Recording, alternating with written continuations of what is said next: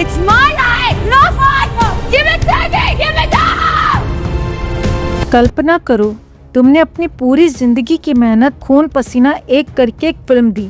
पूरी इंडस्ट्री तुम्हारी तारीफों के पुल बांध रही है।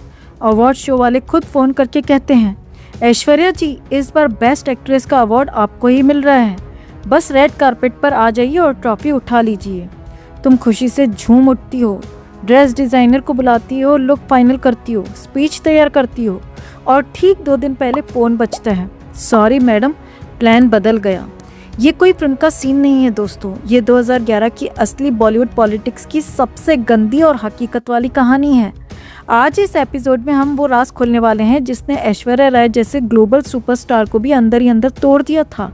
और हाँ, आखिर में हम एक ऐसा नाम बताएंगे जिसका नाम सुनते ही आपके होश उड़ जाएंगे। तो वीडियो अंत तक जरूर देखिएगा, वरना आप कभी नहीं जान पाएंगे कि इस पूरे किस्से का असली विलन कौन था। चलिए सीधे 2010-11 की उस घातक जंग में घुसते हैं। उस साल 5 बड़ी फिल्में आईं, गुजारिश, my name is Khan, Ishqiya, Golmaal 3 और बैंड बाजा बारात। बेस्ट एक्ट्रेस कैटेगरी में नामांकन हुए 5 दमदार नामों के, Aishwarya Rai Guzaarish, Vidya Balan Ishqiya, Kajol my name is Khan, Kareena Kapoor Golmaal 3, Anushka Sharma Band Baaja Baaraat. Anushka नई थी, करीना की फिल्म कॉमर्शियल थी, इन दोनों को तो कोई उम्मीद ही नहीं थी। असली जंग थी ऐश्वर्या, काजोल और विद्या के बीच। विद्या बालन तो बिना किसी बैकिंग के आई थी, न कोई स्टार परिवार न कोई बड़ा प्रोड्यूसर, सिर्फ दमदार एक्टिंग। इश्किया में सबने कहा ये तो रानी है, लेकिन अवार्ड नहीं मिला। अब बची काजोल बनाम ऐश्वर्या की जंग। काजोल पहले से ही लेजेंड थी, माय नेम इज खान में शाहरुख के साथ emotional role, producer Karan Johar, lead actor Shahrukh Khan. दूसरी तरफ ऐश्वर्या, फिल्म गुजारिश संजय लीला भंसाली की, hero Hrithik Roshan, film box office पर फ्लॉप रही, लेकिन ऐश्वर्या का किरदार पूरे इंडस्ट्री ने सिर झुका दिया। अब सुनो सबसे दिल दहला देने वाला ट्विस्ट। अवार्ड शो की टीम ने ऐश्वर्या को खुद कॉल करके कहा, ऐश्वर्या जी हमने फैसला कर लिया है, इस साल बेस्ट एक्ट्रेस का अवार्ड आपको मिल रहा है, आपका काम सबसे बेहतरीन था, प्लीज अवार्ड नाइट में जरूर आइएगा। ऐश्वर्या खुशी से पागल हो गई, ड्रेस तैयार, लुक फाइनल, स्पीच रिहर्सल शुरू। सोचा चलो गुजारिश को कम से कम ये तो मिल गया। और फिर ठीक 2 दिन पहले फोन आया, आवाज कांप रही थी, ऐश्वर्या जी माफ कीजिए, अवार्ड काजोल को देना पड़ेगा। ऐश्वर्या के पैरों तले जमीन खिसक गई। ऐसा क्या हुआ कि अचानक ये फैसला बदल गया? एक बड़ा सुपरस्टार जिसका नाम आज भी हर कोई जानता है ने अवार्ड शो वालों पर दबाव डाला, साफ कहा ये अवार्ड काजोल को देना होगा और बस ऐश्वर्या से ट्रॉफी छीन ली गई। ये कोई अफवाह या गॉसिप नहीं है दोस्तों, ये बात एक बड़े फिल्म मेकर ने खुद मीडिया इंटरव्यू में खुलकर कही थी। नाम नहीं लिया, लेकिन पूरा बॉलीवुड जानता था कौन था वो सुपरस्टार। संजय लीला भंसाली ने भी बाद में इशारा किया था कि गुजारिश के टाइम ऐश्वर्या को अवार्ड मिलना तय था, लेकिन पॉलिटिक्स ने सब कुछ बदल दिया। काजोल को अवार्ड की क्या कमी थी, वो तो पहले ही कई अवार्ड्स जीत चुकी थी।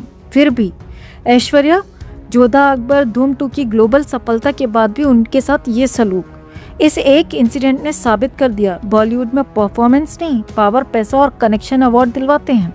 इसलिए आज आमिर खान, संजय लीला भंसाली, राम गोपाल वर्मा जैसे दिग्गज अवार्ड शोज से दूर रहते हैं। ऐश्वर्या राय ने भी इस घटना के बाद भारतीय अवार्ड शोज में जाना लगभग बंद कर दिया। अब वो सिर्फ इंटरनेशनल स्टेज पर नजर आती हैं। दोस्तों ये कहानी सिर्फ एक अवार्ड की नहीं, ये पूरे सिस्टम की कहानी है। न्यू कमर हो या सीनियर एक्टर, कोई भी सिक्योर्ड नहीं। अब सबसे बड़ा सवाल आपसे, वो सुपरस्टार कौन था जिसने ऐश्वर्या राय से ये अवार्ड छिनवाया और जो काजोल के साथ कई ब्लॉकबस्टर फिल्में कर चुका है? कमेंट में नाम जरूर लिखिए और वीडियो को लाइक और शेयर कर अपना प्यार और सपोर्ट भी जरूर दिखाइए। Always ruin everything. Me? You're the one who started this. अगर हम आपको बताएं कि बॉलीवुड की सबसे खूबसूरत गुरु शिष्य जोड़ी का रिश्ता पैसों, पोस्टरों और एक अनकहे अहंकार की लड़ाई में टूट गया था, और ये लड़ाई कैमरे के सामने नहीं, कैमरे के पीछे लड़ी गई थी। 10 सेकंड रुकिए, क्योंकि इस कहानी में हीरो भी है, ईगो भी है और एक ऐसा ट्विस्ट है जिसने एक इटर्नल ब्यूटी को एक साम्राज्य से बाहर कर दिया। बात हो रही है संजय लीला भंसाली और ऐश्वर्या राय की। एक समय था जब भंसाली की फिल्मों का चेहरा ऐश्वर्या हुआ करती थी। उन्होंने अपनी पहली बड़ी कमर्शियल सफलता दी हम दिल दे चुके सनम से। फिर आया वो शाहकार जिसने दोनों को अमर कर दिया, देवदास। भंसाली खुले मंच पर कहते थे ऐश्वर्या एक इटर्नल ब्यूटी हैं। और सच कहें तो उन्होंने ऐश्वर्या को जिस तरह पर्दे पर तराशा वो किसी और निर्देशक ने नहीं किया। लेकिन हर खूबसूरत कहानी के बीच एक साइलेंट दरार जन्म लेती है। भंसाली की पहली फिल्म खामोशी को आलोचनात्मक सराहना मिली, पर बॉक्स ऑफिस पर धमाका नहीं हुआ। फिर हम दिल दे चुके सनम ने खेल बदल दिया। देवदास ने उस खेल को विरासत बना दिया। गुरु और शिष्या दोनों एक दूसरे के लिए लकी चार्म बन चुके थे। फिर आया 2010 और फिल्म थी गुजारिश। यहाँ से कहानी ने करवट ली। इस फिल्म में ऐश्वर्या के साथ कास्ट हुए ऋतिक रोशन, और ये कोई इमोशनल फैसला नहीं था, ये था मार्केट मैथमेटिक्स, क्योंकि इससे पहले इन दोनों की जोड़ी धमाल मचा चुकी थी धूम 2 और जोधा अकबर में, यानी केमिस्ट्री बिक रही थी। और भंसाली ने वही किया जो एक रणनीतिक फिल्ममेकर करता है, डिमांड को सप्लाई में बदला। लेकिन असली ट्विस्ट यहाँ से शुरू होता है। रिपोर्ट्स के मुताबिक इस फिल्म के लिए ऋतिक को मिले 15 करोड़, ऐश्वर्या को सिर्फ 5 करोड़ और खुद भंसाली ने लिए 27 करोड़। अब जरा सोचिए, जिस एक्ट्रेस के साथ आपने अपना साम्राज्य बनाया उसी को कम भुगतान, और जब सवाल उठा तो जवाब आया, मैंने उन्हें पहचान दी है। यही वो लाइन थी जिसने रिश्ते की नींव हिला दी। कहा गया कि ऐश्वर्या फिल्म के प्रमोशन से दूर रहीं। मीडिया में चर्चा थी कि फोकस ऋतिक पर ज्यादा है। भंसाली ने सफाई दी, वो एक्शन रिप्ले के प्रमोशन में व्यस्त हैं। लेकिन फिर पोस्टर विवाद हुआ, मुंबई में बड़े बड़े होर्डिंग्स लगे, ऐश्वर्या सिगरेट पीते हुए, और उन्हें तंबाकू प्राधिकरण से लीगल नोटिस मिला। अब सोचिए, एक मेंटोर आपको ऊंचाई देता है, फिर वही मेंटोर आपको विवाद के बीच अकेला खड़ा कर देता है। ये सिर्फ फिल्म नहीं थी, ये इमेज, ईगो और इन्फ्लुएंस की जंग थी। और तभी एक और खबर उड़ने लगी, भंसाली अब नया मेल फेस ढूंढ रहे हैं। उन्होंने रणबीर कपूर को लॉन्च किया सावरिया से, फिल्म फ्लॉप, फिर गुजारिश भी फ्लॉप। इंडस्ट्री में फुसफुसाहट शुरू हो गई, क्या भंसाली खत्म हो गए?